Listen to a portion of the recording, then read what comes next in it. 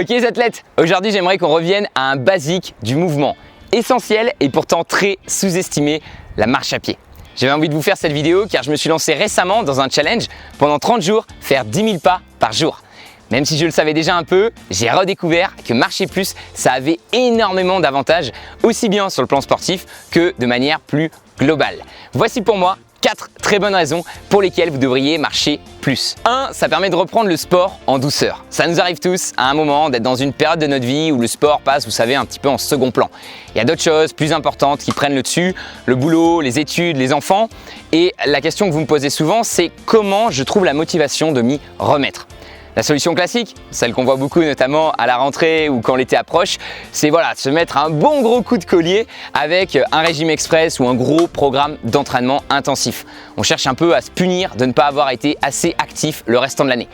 Bon, même si cette solution elle peut fonctionner pour certains, dans la majorité des cas, il faut être honnête, ça demande trop de temps, trop de volonté et on finit très vite par abandonner. Une solution qui me paraît plus durable, c'est simplement de prendre l'habitude de marcher un peu plus tous les jours en vous fixant un objectif. C'est plus doux, plus tranquille, mais c'est la base. C'est quelque chose que vous allez pouvoir garder sur le long terme, même quand le boulot reprendra. N'oubliez pas, le mouvement entraîne le mouvement. Et en voyant que vous réussissez à marcher plus, ça va vous motiver et vous aurez naturellement envie ensuite d'augmenter la dose et de faire plus de sport. Avec la marche à pied, vous reprenez donc le sport doucement mais sûrement. 2. Ça brûle les graisses. Même si l'alimentation reste le principal levier pour perdre votre ventre, la marche à allure modérée, c'est une activité cardio très intéressante pour sécher. Elle brûle pas mal de calories et surtout c'est une des seules activités physiques qui n'augmente pas votre appétit. Un problème qu'on rencontre avec le sport pour perdre du poids, c'est que oui, on brûle des calories, mais l'activité a tendance à nous donner faim. Du coup, on mange plus et on annule le déficit calorique, ce qui fait vraiment perdre du poids. Vous n'avez pas ce problème-là avec la marche à pied puisque justement, elle n'augmente pas l'appétit. Vraiment, si vous avez un objectif de perte de poids, de définition musculaire, vous voulez voir vos abdos, je conseille fortement de marcher plus au quotidien. 3. Ça fait du bien à la tête. Quand on est fatigué, énervé, stressé, il n'y a rien de mieux que de sortir, prendre l'air et aller marcher 5 minutes. Voilà, on se dégourdit les jambes, ça fait circuler le sang, on a les idées plus claires et on regagne rapidement de l'énergie. C'est un moment tranquille à nous qui nous permet vraiment de déstresser, de prendre du recul et de réfléchir un petit peu mieux à tout ce qui se passe dans notre vie. Je trouve aussi que c'est un moment très productif, très créatif. C'est souvent en marchant qu'on a nos meilleures idées. 4. Ça permet de découvrir plein de choses cool. Quand on marche pour marcher, sans avoir forcément d'endroit précis à aller, on flâne. On ose prendre des chemins un peu plus originaux et du coup on découvre plein de nouvelles choses cool dans sa ville, des nouveaux lieux, des nouveaux endroits, des nouvelles personnes. Voilà, c'est vraiment un sentiment que je trouve super agréable, sentiment de découvrir des nouvelles choses. Et il n'y a même pas besoin de voyager pour ressentir ça. Ça fait 22 ans que j'habite au Puy. Comme tout le monde, je pense connaître ma ville par cœur. Et pendant ces 2 semaines à faire 10 000 pas par jour, j'ai encore découvert plein d'endroits que je connaissais pas. Donc c'était vraiment cool. Voilà, reprendre le sport, brûler les graisses, gagner en énergie et découvrir plein de nouvelles choses. J'espère vous avoir convaincu que marcher plus, c'était vraiment une excellente chose à faire. Le meilleur dans tout ça, c'est que ça demande zéro matériel et zéro niveau en sport. Tout le monde peut le faire, vous pouvez démarrer dès maintenant avec ce que vous avez, peu importe votre niveau sportif, vous n'avez pas d'excuses. Bon, vous devez quand même vous poser la question, comment je fais en sorte de marcher plus au quotidien? Comment je mets en place cette bonne habitude? On va faire ça ensemble dans cette vidéo en 3 étapes. La première étape, mesurer votre nombre de pas. Sans aucune mesure, c'est très difficile de savoir si vous marchez suffisamment ou pas. Donc la première étape, ça va tout simplement être de vous trouver quelque chose qui va enregistrer votre nombre de pas. Il existe pas mal de choses sympas pour faire ça. Perso, j'utilise simplement l'appli Santé qui est intégrée dans l'iPhone. C'est pratique, c'est gratuit si vous avez déjà un smartphone et on peut facilement consulter son score tout au long de la journée. Par contre, c'est pas hyper précis, il faut penser à prendre le téléphone avec soi et avoir suffisamment de batterie. Sinon, si ça vous gêne pas trop d'avoir quelque chose autour du bras, il existe aussi donc des bracelets, des montres connectées, qui font podomètre et qui sont sûrement un petit peu plus précises. L'essentiel, ça reste que vous ayez tout le temps l'enregistreur avec vous quand vous marchez et que vous puissiez consulter régulièrement votre score pour vous garder motivé tout au long de la journée. Vous allez donc faire cette petite expérience de mesurer vos pas sur une semaine et voir un peu quel est votre chiffre, quel est votre score. Si vous faites un métier manuel, il est possible que vous soyez déjà largement au-dessus des 10 000 pas. Mais si comme moi, vous faites un métier où vous travaillez assis, il y a de fortes chances que vos chiffres ne soient pas superbes. Pour vous donner une idée, au niveau du score, un Européen, il fait en moyenne 4000 pas par jour. Donc si vous êtes en dessous de 4000 pas, attention danger, vous êtes dans la case sédentaire. Et si vous êtes au-dessus de 4000 pas par jour, vous êtes plus actif que la moyenne. Ok, deuxième étape, vous fixez un objectif. Une fois que vous savez à peu près à combien vous êtes en moyenne de pas par jour, vous allez vous fixer un objectif pendant 30 jours. Je vous conseille de viser un petit peu au-dessus de votre moyenne de base. Perso, j'avais quelques jours pourris où j'étais à 10 000, mais je tournais souvent autour des 8 000 pas par jour.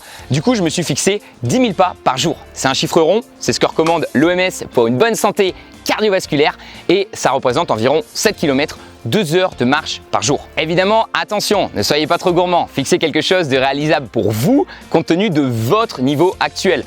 N'allez pas viser les 10 000 pas par jour si actuellement vous en êtes à 2 000, ça va pas marcher. On cherche à créer une habitude, quelque chose de long terme. Donc le vrai challenge, c'est pas de faire de gros scores et de se la péter, c'est d'être constant. Oui, c'est facile de faire 10 000 pas sur une journée, même 20 000, même 30 000. Ce qui est dur, ce qui est vraiment dur, c'est de faire ce nombre de pas tous les jours, d'être hyper régulier. Il y aura forcément des jours où ça sera super simple, genre, je sais pas, vous êtes en vacances avec des copains, vous visitez une nouvelle ville, vous baladez, vous faites 10 000 pas sans même vous en rendre compte. C'est facile. Mais il y aura aussi d'autres jours où ça sera beaucoup plus dur. Pour vous donner un exemple, dernier exemple en date pour moi, j'étais en train de boire un coup avec des potes en ville, il est 23h30 et je réalise qu'il me manque 6 000 pas. J'ai dû m'excuser, sortir de table, marcher comme un dingue en ville et finir en courant alors que j'étais en chemise pantalon. J'ai terminé la journée à 10 137 pas, voilà, j'ai vraiment eu très chaud et c'est dans ces moments-là qu'on est content de ne pas avoir été justement trop gourmand sur notre objectif. Donc quand vous fixez votre objectif, soyez un petit peu pessimiste et posez-vous la question, si c'est le jour le plus pourri de ma vie, est-ce que je serai quand même capable de faire ce nombre de pas? N'oubliez pas toujours quand vous fixez votre objectif de penser en termes de régularité plutôt qu'en termes de score. C'est pas un sprint, c'est un marathon. Enfin, étape 3, utilisez des hacks, des petites astuces pour marcher plus au quotidien. L'idée, c'est de vous créer un environnement propice à plus de marche. Si vous travaillez sur l'ordi, faites la technique Pomodoro. Toutes les 50 minutes, vous prenez 10 minutes de pause ou vous en profitez pour marcher. Ça vous dégourdit les jambes, vous revenez avec plus d'énergie et de concentration sur le taf. J'utilise une appli gratuite qui est vraiment cool, qui s'installe sur l'ordi et qui fait les bips automatiquement, ça s'appelle Pomodoro One et je vous mettrai le lien du coup dans la description si vous voulez tester, c'est une superbe app. Essayez de faire des rendez-vous en marchant. J'avais notamment lu que c'était ce que faisait tout le temps Steve Jobs. Il faisait en fait ses réunions de travail en marchant.